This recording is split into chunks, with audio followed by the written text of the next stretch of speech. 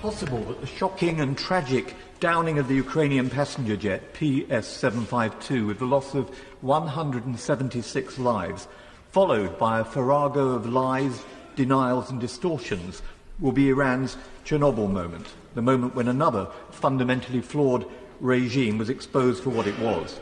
The conflation of lies, denials and distortions, accompanied by bulldozers trying to plough up the evidence, was a vivid demonstration of the nature of a cruel and barbaric regime, unworthy of a great people and a great country.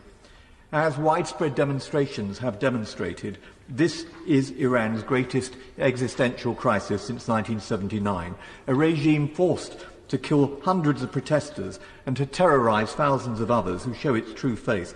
Khamenei and Slimani are two sides of the same coin, but, my lord, Iran has destabilised countries, peddling a violent, hateful ideology. Think of the consequences in Yemen, Syria, Lebanon and Iraq. Since its foundation in 1979, the Iranian regime has been based on two pillars: domestic oppression and export of terrorism and chaos abroad.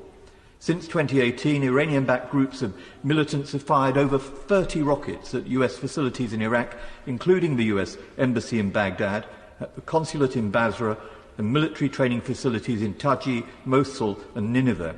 And Congress and the White House had repeatedly warned that that would not be tolerated forever. According to the Times, my lord, Iran attempted to build or has built a dozen underground missile silos in Syria and was doing the same in Iraq.